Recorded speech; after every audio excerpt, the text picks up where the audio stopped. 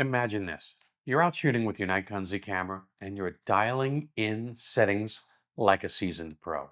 You're adjusting aperture, shutter speed, ISO, even flash with total confidence. That's the energy we're bringing today. Because here's the truth. Mastering manual mode isn't about being perfect. It's about being connected to your creative vision. It's about taking back control of your image in auto or semi-auto modes. The camera is making creative decisions for you. Manual mode puts you in the driver's seat. You decide what your image looks like, not your camera. This video is for Nikon Z users of all sizes. Portrait photographers, event folks, landscape lovers, even bird watchers, with the patience levels bordering on sainthood. So what's the big promise?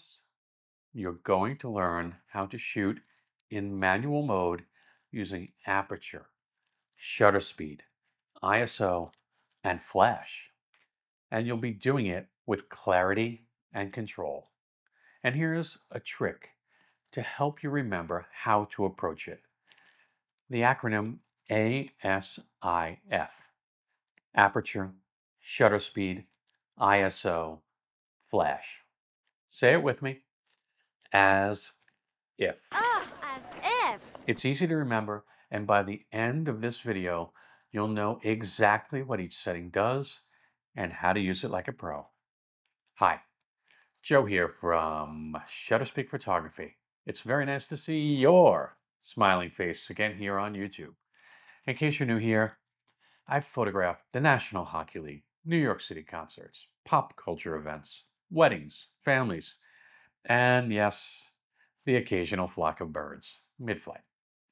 My photos have been shown in magazines, newspapers, and even on a concert t-shirt. So I've used manual mode in just about every wild situation you can imagine. If you love helpful photo tips, reviews, and maybe a laugh or two, go ahead and hit that subscribe button. You won't regret it. All right. Deep breath. Let's start with the first letter in our as if method, aperture. Set your camera to manual mode. Big M on the dial. Aperture is the opening inside your lens that lets in light.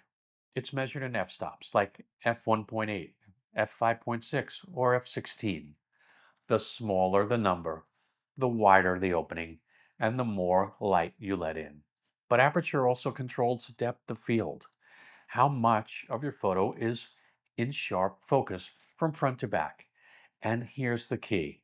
This is a creative decision. At f1.8, your aperture is wide open. That gives you very shallow depth of field. This means your subject's eyes might be in focus, but their ears could already be soft. And the background is beautifully blurred. It creates that dreamy, cinematic look that we love in portraits. Now, compare that to f16. That's a small aperture, letting in less light, but giving you deep depth of field.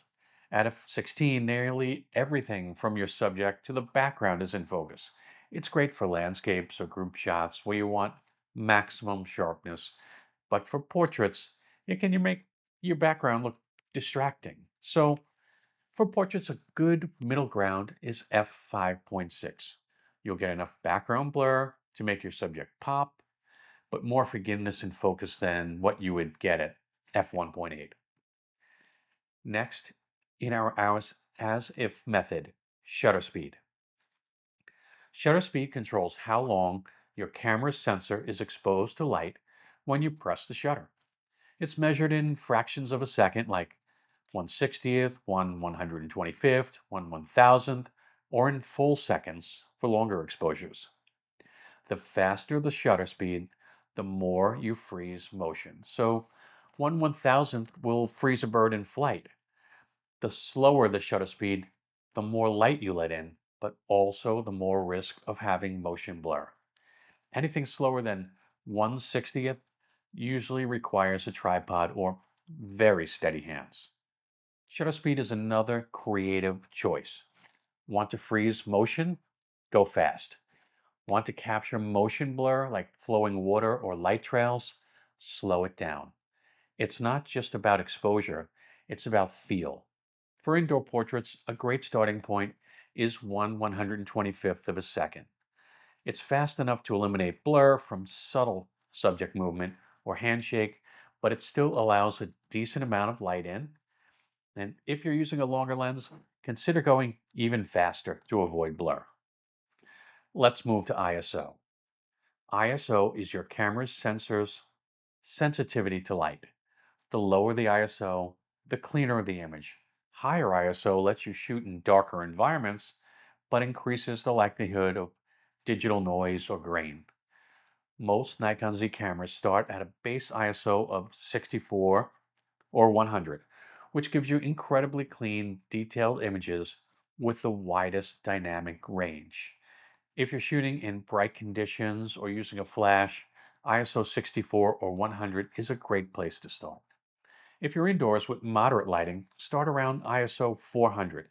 If it gets darker, go to 800 or 1600, but watch your exposure and check for noise.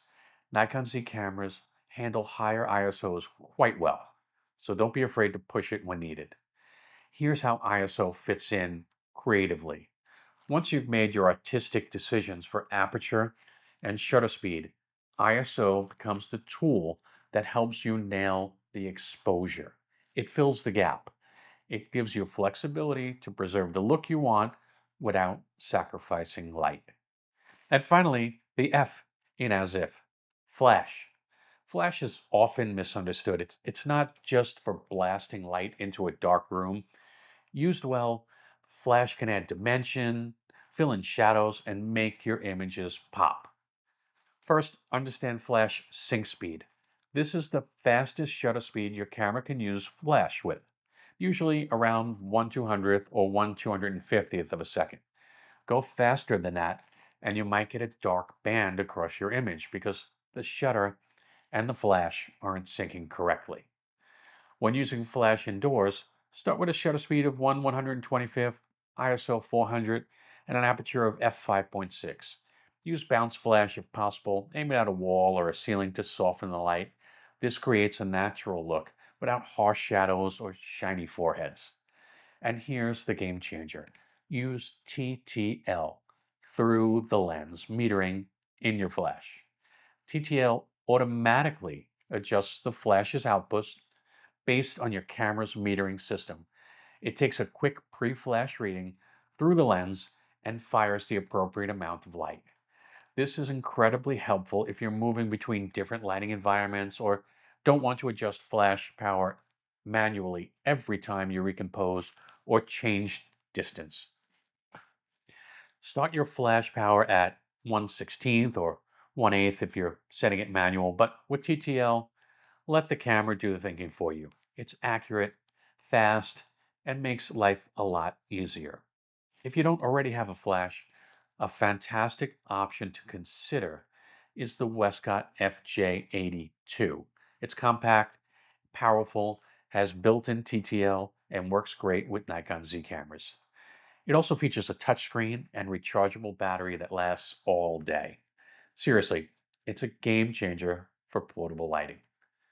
Let's put it all together with some real world examples. Portraits.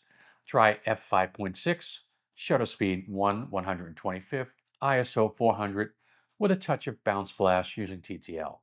This setup gives you beautiful skin tones, sharp focus, and flattering light. Landscapes.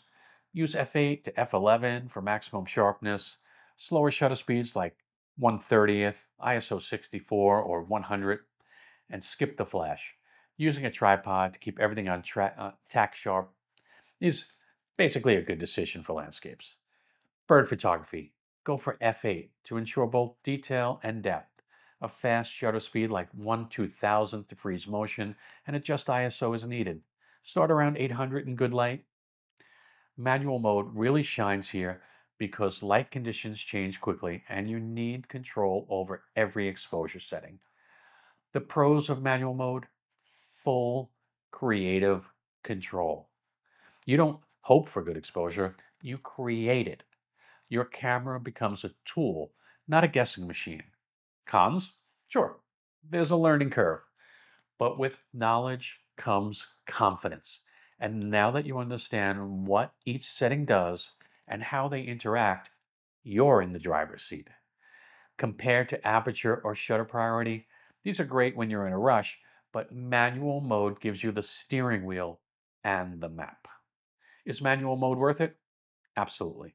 You get total control, consistent results, and the ability to express your creative vision without compromise. Let's wrap it up. Manual mode is your ticket to full creative control. Aperture, shutter speed, ISO, flash. You can master them all. Just remember, as if aperture, shutter speed, ISO, flash. With the right knowledge and practice, it becomes second nature. Would I use manual mode? I already do, and you should too. If you found this helpful, give it a like. Please subscribe for more gear reviews and tips, and drop your thoughts in the comments below. And hey, if you shoot Nikon Z, come join our Facebook group. It's full of awesome people just like you who are learning, sharing, and leveling up. Links in the video description. Now, tell me, what's the one thing that's been holding you back from manual mode? Let's chat in the comments. I'll be there. Thanks for watching. I truly appreciate you. Truly. See you in the next one. And remember, you've got this.